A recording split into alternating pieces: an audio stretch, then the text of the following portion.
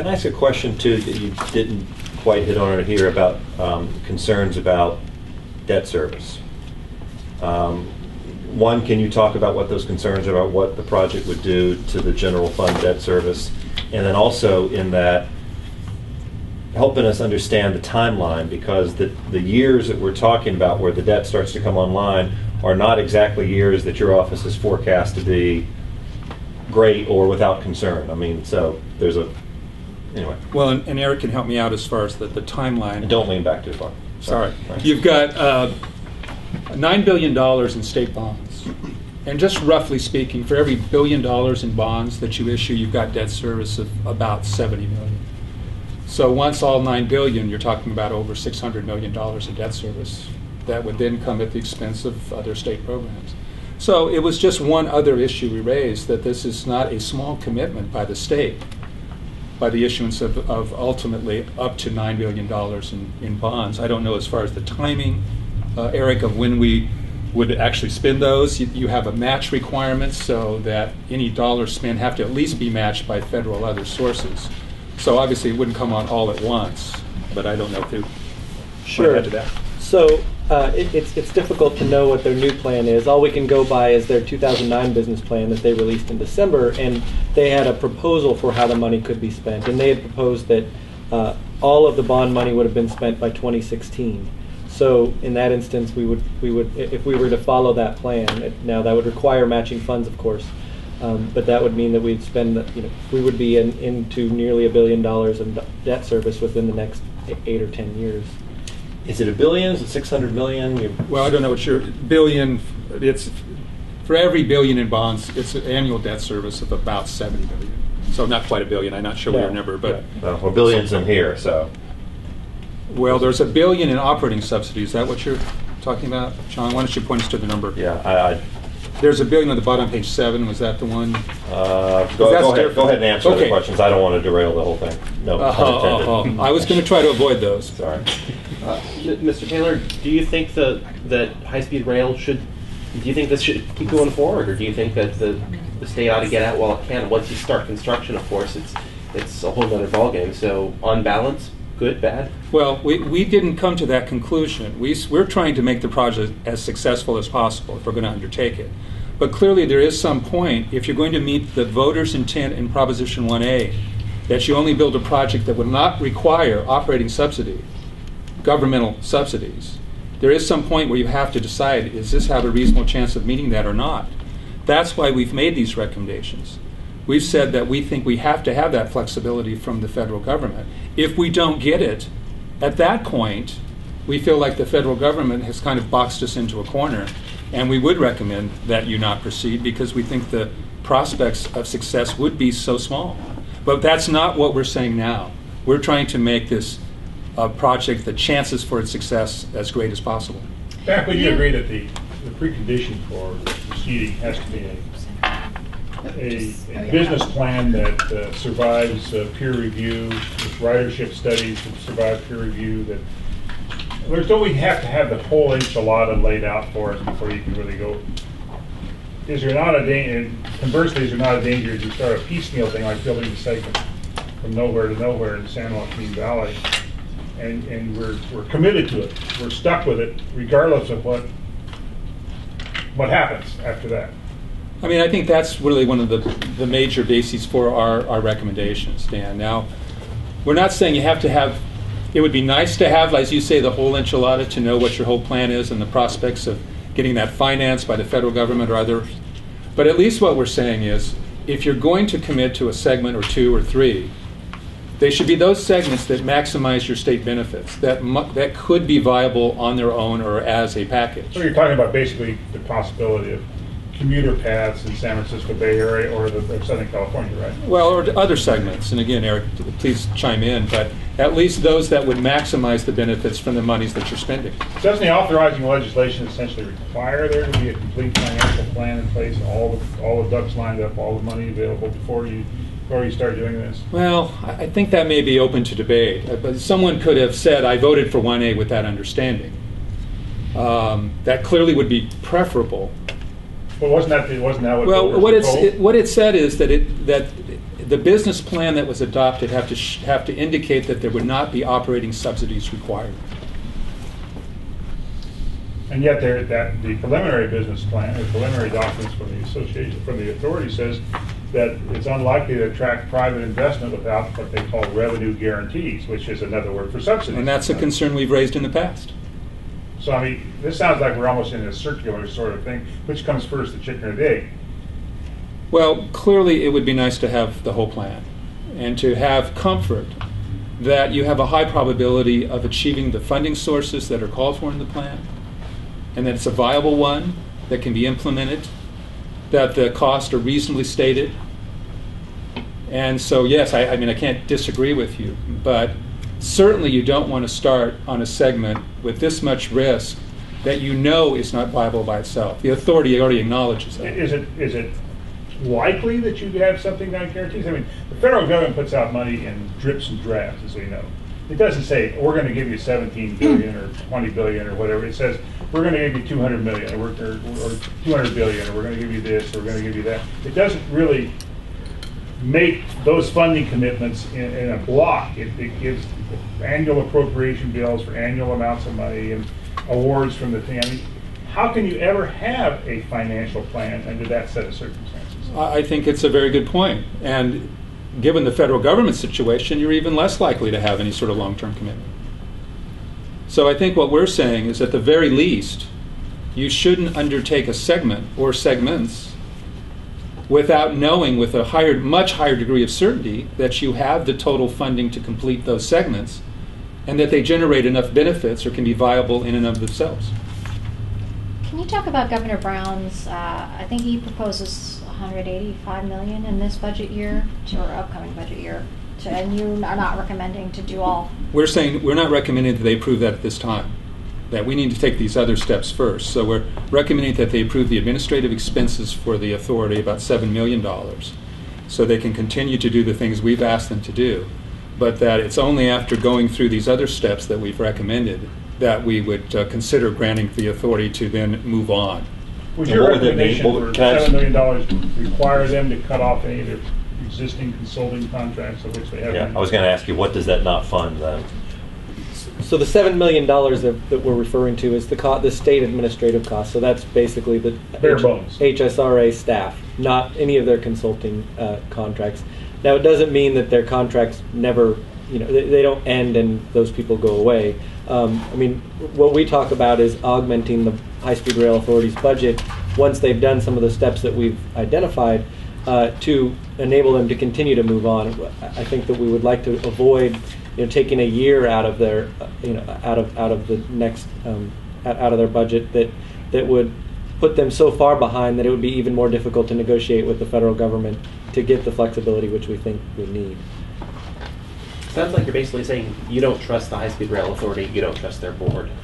Is that the case, and if so, why? Well, I don't think it's a matter of trust. I think it's just a matter of, do you have the capabilities to administer a project in a smaller authority that's been established? And as we said, Caltrans does offer some really big advantages from their staff, their legal staff, their rights-of-way staff. They've done these functions. High-Speed Rail has not. They may be able to do them much cheaper than consultants because they've already done that. But we do have some accountability issues. I don't know if it's a matter of trust. Is it set up in the right way that ensures that the legislature gets the information it needs, that it has the input to the process that it needs? And we've given the authority a lot of just that, their name, authority, autonomy. And in some cases, maybe it's been too much because the legislature needs to be involved in these key decisions, so that's when it's presented with this bill a year from now to appropriate $1 billion, $2 billion, $3 billion, that it's had the information that it needs to make that decision.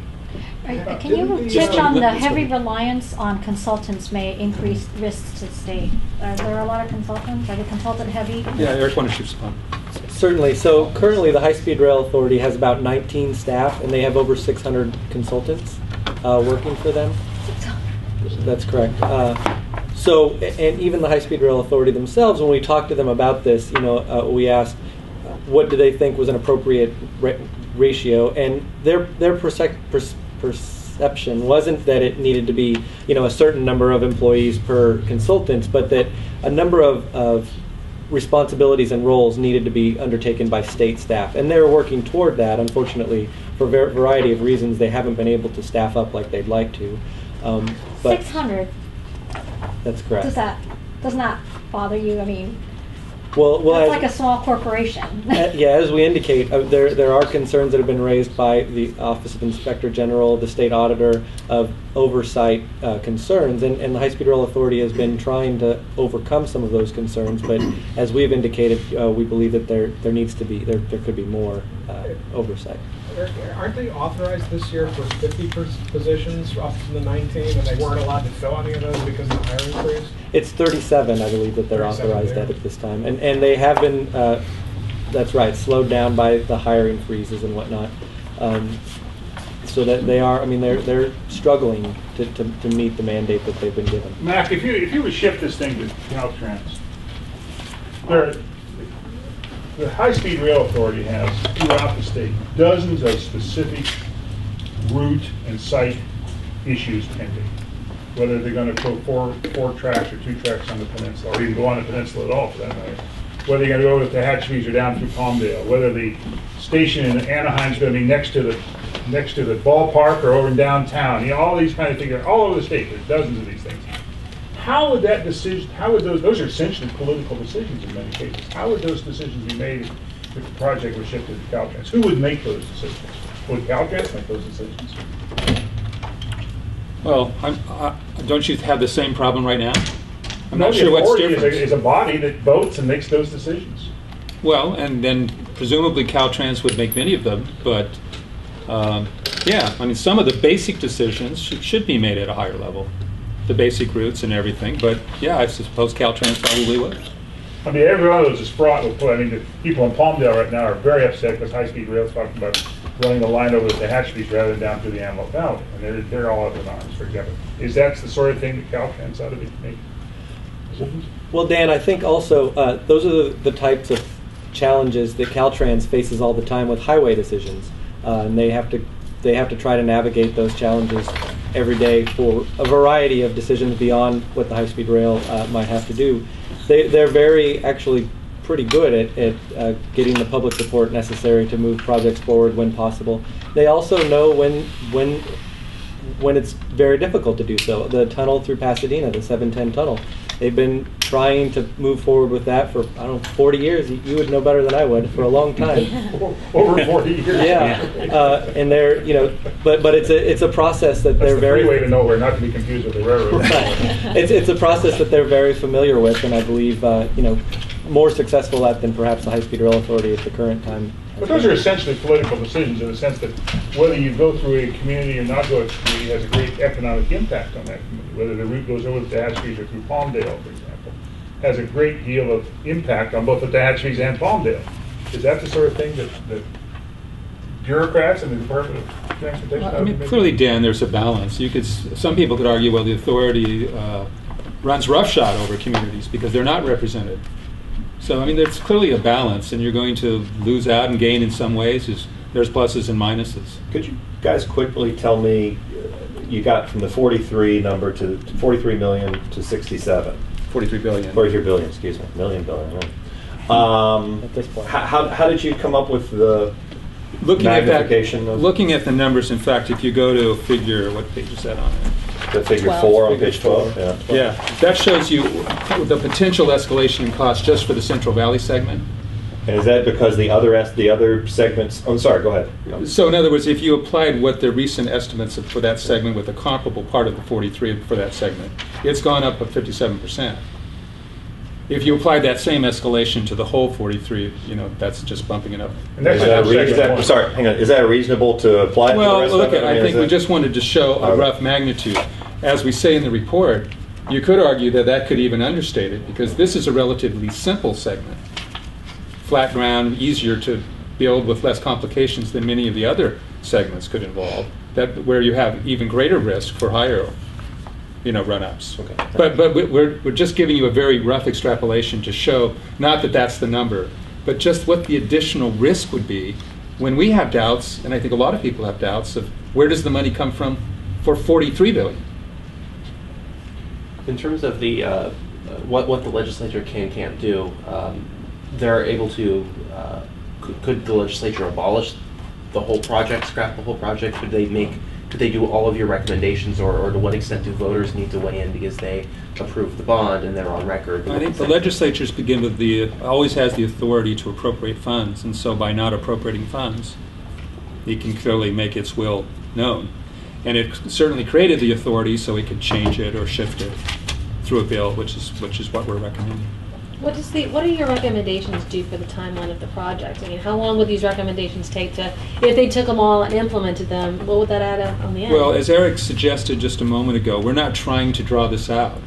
And if you look at our recommendations in the last couple of pages, we tried to have a fairly quick timeline of when we wanted the authority to seek this federal flexibility, of when they would have to report back, because we're not trying to unduly limit the program or to draw it out and delay it in any way. But it would add some time. We recognize that. But the costs here are so great that we think a few extra months is well worth making a good decision. And wouldn't giving, I don't even know the relationship between high-speed rail and Caltrans, but it seems like you'd be giving over, if you did give the project to Caltrans, they might kill it. They might not want high-speed rail to succeed. I mean, are they competition? I mean, it seems like it'd be two competing. Well, we would hope not. The people have said they want to build this. We've done a lot of work. We're trying to, if we're going to build it, we want to do it right. So the intent would be, by establishing a division that had some special authority and project delivery tools, that they would have a clear mandate that we want to do this and do it right. So certainly it's not our hope that they would do that. Only the legislature should have that power. Now, the authority really consists of two different things. There's the authority staff, well, I guess three things: the authority staff, the troops of consultants, and then the board. What should be done with the board, and how big a part of the problem is the board? Well, as we indicate, you could do different things with the board. If they were to follow our recommendation and move to Caltrans, you could still reconstitute the authority as an advisory board. And that could be very valuable. We suggest they could include members from the counties that are affected to try to address some of the issues that I think that Dan was raising, of getting the input and being sensitive to local needs, but still having some distance there that we have to construct this project. So I think there's still some value by restructuring that authority into an advisory committee. It could still serve, but we're essentially would be taking away its main decision-making authority.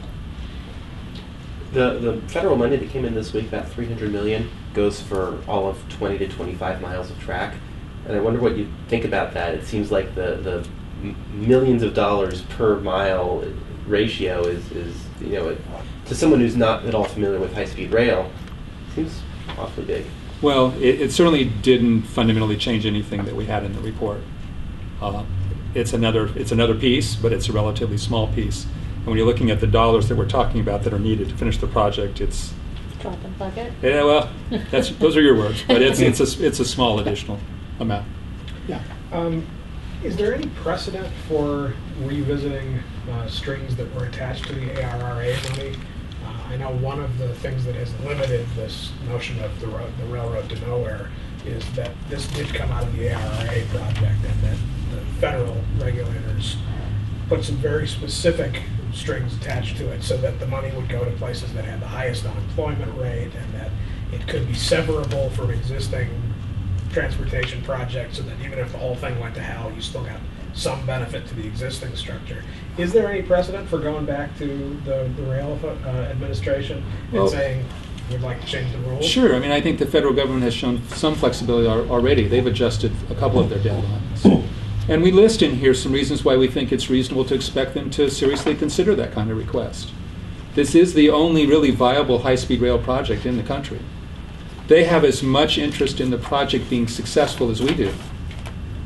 And so we think it's very reasonable to ask this, and we hope that they would take it seriously. And the situation has changed. I mean, we mentioned that one of the reasons why they may have picked the Central Valley was because the perceived lack of opposition. Well, since that time, there's been opposition in the Central Valley. So that by itself shouldn't be, in our view, the defining reason why we would go there. And so we would hope that they would want to get the best bang out of their federal dollars as we want out of our state bond funds. So we think it's a reasonable thing to ask.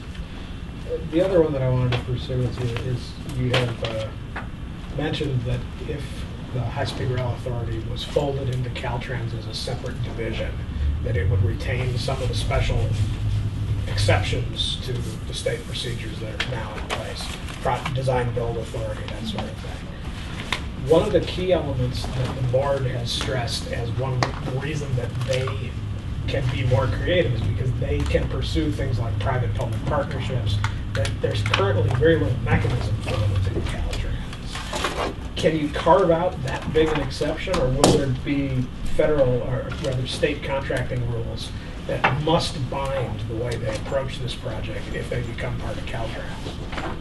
Well, again, we think some of the key ones are the ones you mentioned that we'd stated about design, build, contracting, flexibility.